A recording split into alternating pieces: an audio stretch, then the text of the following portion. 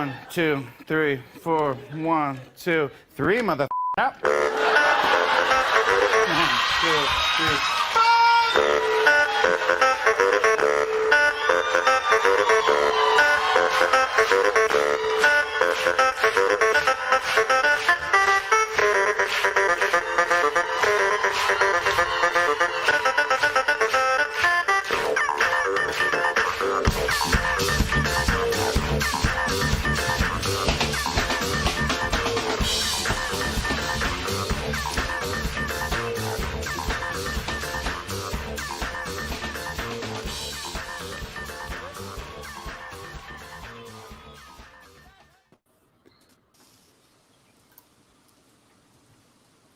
Hello and welcome to the Boomtown Hoops post-game show. We were fully prepared for a very somber affair, but something very wild happened, and the Thunder made a mad comeback to defeat the Miami Heat by a final score of 116-115. I'm emotional, and obviously the game probably means less than what it feels like in the moment because, full disclosure, none of the starters were really on the floor for either team in the fourth quarter. But nonetheless, massive comeback and a win in the appropriate column. Bobby, how you feeling tonight? Well, to be honest, if you look at it in the whole scope of everything, this game didn't matter if we won or lost. But you know what? I am just so thrilled about that ending. The Mike Muscala dagger 3. I know some people wanted this pick. I don't care. This feeling's incredible. I'm riding this all the way to next December. This is my game 7. I'm thrilled. So nothing else matters from this point forward? No, that's okay. Rockets, I don't care. This Muscala 3, I will take it to my grave. Please bury me with a VHS tape of it.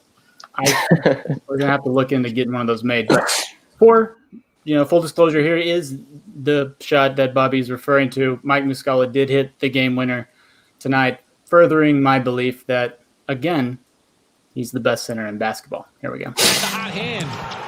Sets it outside. Muscala lines it up for 3.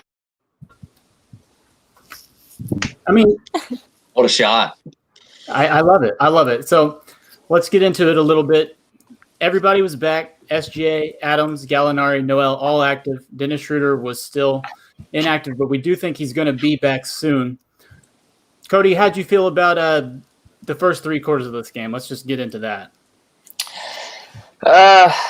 Not very enjoyable to watch, obviously. It kind of seemed like the defense that the Heat were running against us, we were having some issues with. Sometimes the zone, for some reason we just choose to shoot threes and not really try and penetrate as much as we did. So we were shooting the threes. They weren't falling. Gallo went 2 of 10, 0 of 6 from 3. Shea was 6 of 9 with 18 points, but he was a minus 23 in his minutes. So they just kind of got worked. The starters just kind of got worked in the first 3 quarters. And luckily we had Bazley coming in the fourth, and him and Muscala saved us. He did. Jesse, you said in our last show that you were looking for a big game from SGA. Considering how it looked with him on the court tonight, do you feel any better about that? Yeah, I thought he put together a much better game tonight. I think he had maybe like 18 at the half. So I thought he kind of did it a little sneaky too. Like I knew he was scoring, but I didn't quite realize it was 18. So yeah, I'll take it. Fair enough. Better than the Memphis game, I think, which is our point of reference for how bad things could possibly get. Josh, what are you putting into this win? Any stock? I mean, not really as far as if it offers you more confidence. No more or less than the Phoenix loss gave you less confidence because, like you said, I mean, very few meaningful players were on the floor at the end of the game. I mean, Bazley's playing well still, which is nice to see him continue to perform at such a high level. Muscala, I mean, it's awesome. He's going to play. It's probably not, but I mean, it's just fun. Kind of like Bobby said, just enjoy it. As far as the pick thing, I mean, they probably weren't going to keep it anyway because Philly lost today, and so we needed Utah to win tomorrow. So I mean, as far as that, I'm not too worried about that part of it. Just be happy that they won a game and get to have the 5 seed play Houston. Well, we'll get into that, which that's going to be its own emotional journey, considering who the point guard is. But before we get into that, Bobby, you've mentioned the brunch gut over the past few days. We got the nighttime version of that. So I think the theory of him only playing well in day games is busted because he was a big part of the comeback win tonight. How do you feel about Darius tonight? Well, I'm currently trying to figure out a good alliteration for Bubble. I guess Bubble King. I don't know. That's not an alliteration, but I don't want to. I don't know. Bubble Baisley has been very impressive. I think he's definitely taken a leap over the break and then into now. We saw some shades of a lot of really impressive stuff from Baisley before his injury, but we're definitely seeing improvement right now. So I don't think this is a flash in the pan. I think Baisley is a legitimate player that can really help the Thunder going forward. And I'm thrilled about him. So this has become a thing where I just show highlights where people compare him to Kevin Durant. I'm going to do it again because he keeps doing the back threes. Apparently it's just in his bag completely. Look up. How many you were actually called for? Tough step back. That's a nice shot. Just a beautiful shot. Really cool to see. Jesse, how are you feeling about Baze tonight? Obviously the game was a little strange in how it worked out, but anytime you can get somebody that looks like this, it's got to be exciting.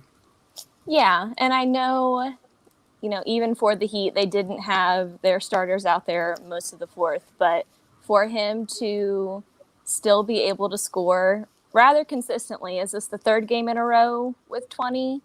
I think regardless of who you're playing, that's a feat in itself. So I've really been impressed with him in the bubble.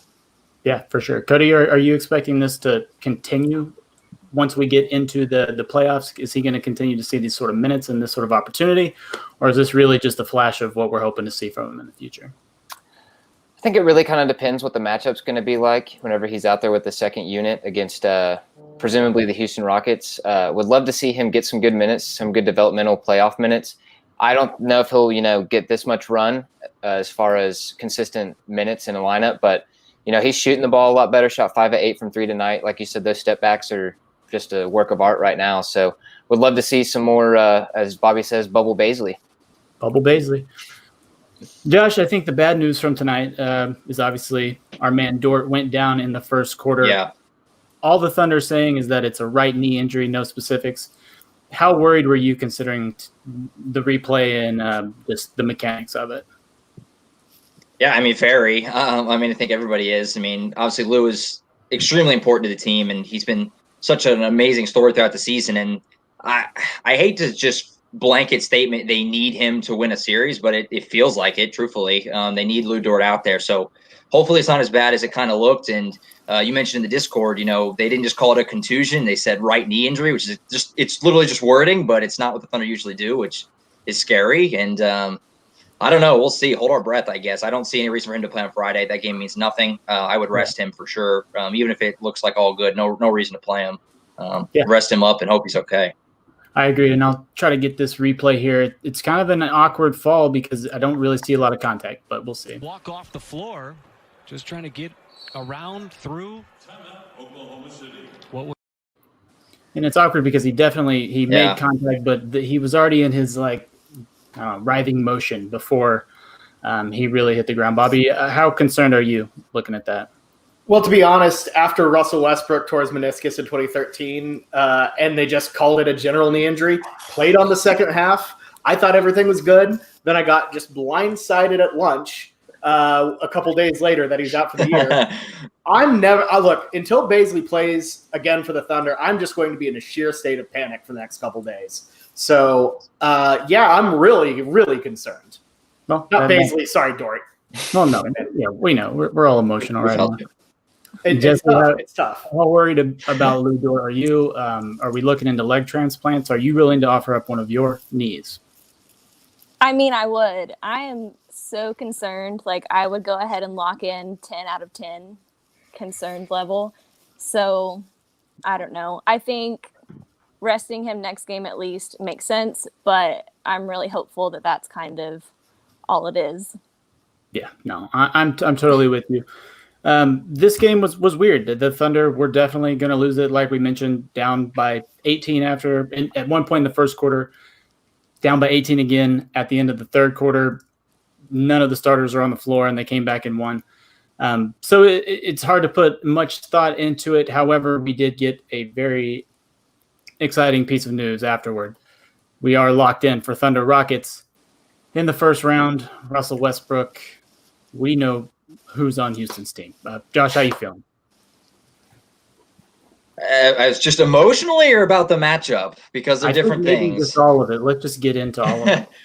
Well, it's going to be tough because obviously Thunder comes first. Thunder comes before everything, but it will be hard if they win to have to see the reaction that Russell Westbrook will inevitably have to receive if he's okay. Hopefully Russ is okay. Obviously, we want him to play in the series. There's some questions about that injury-wise, but as far, I mean, they beat the Rockets twice regular season. If last year against Portland taught us anything, you always can't put stock in regular season results versus postseason. But I mean, I think Thunder have a great shot to win the series. Emotionally, it's going to be hard, but let's go. I mean, he's on the other side now, and you just have to go forward with it.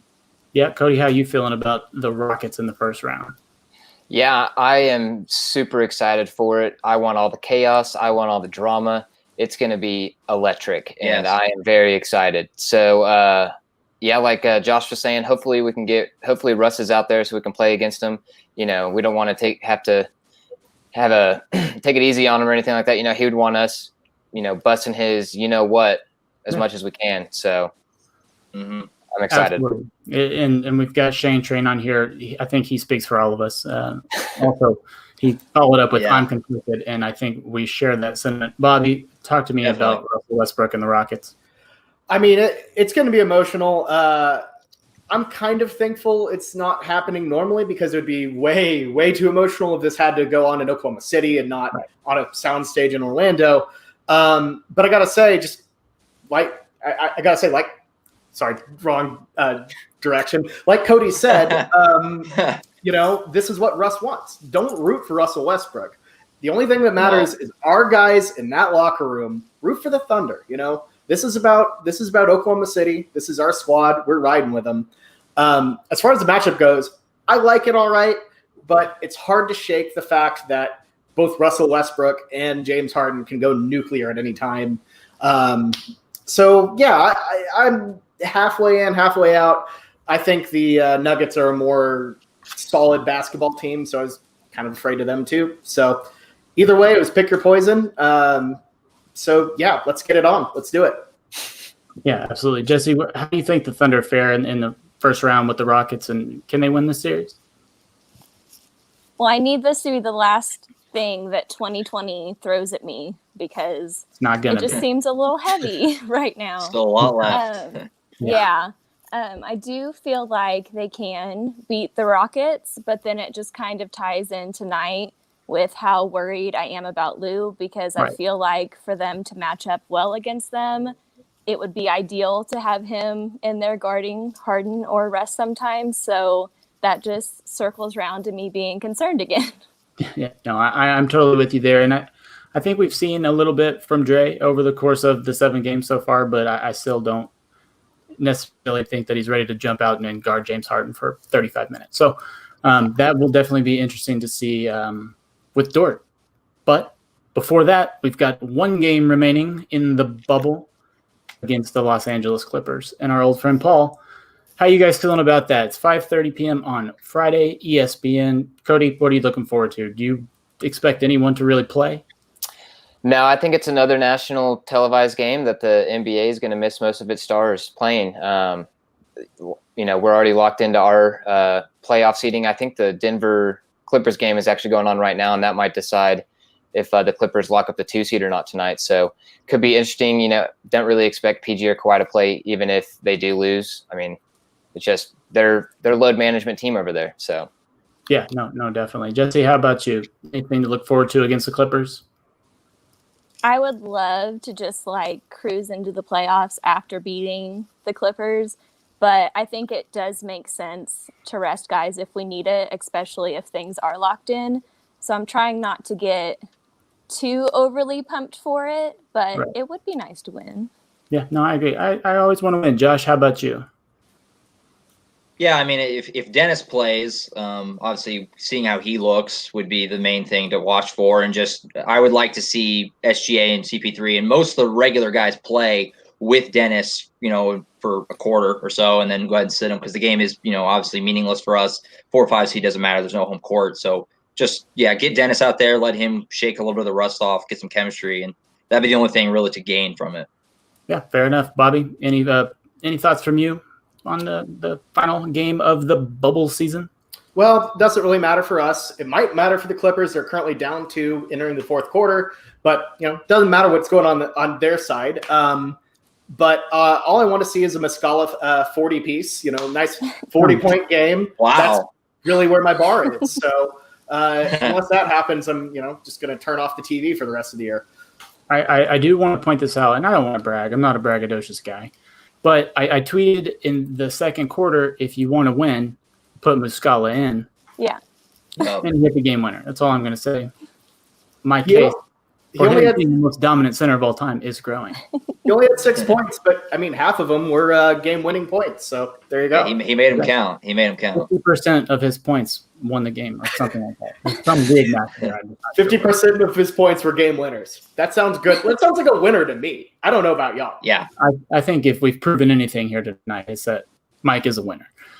And so with the Thunder tonight, 116, 115. They were losing by a lot, and then all of a sudden they weren't. That's pretty much the story of the game. The reserves came back and beat the Miami reserves in the fourth quarter, and all the points were made up, and nothing matters. So we will be right back at it on Friday against the Clippers. And until then, I'm going to play this guy because we all love him. Good night. Hey, hey.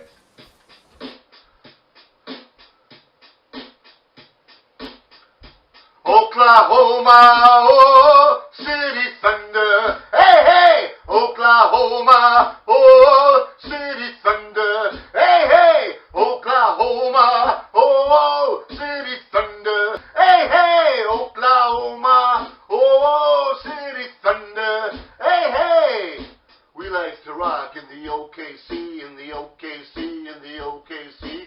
We like to rock.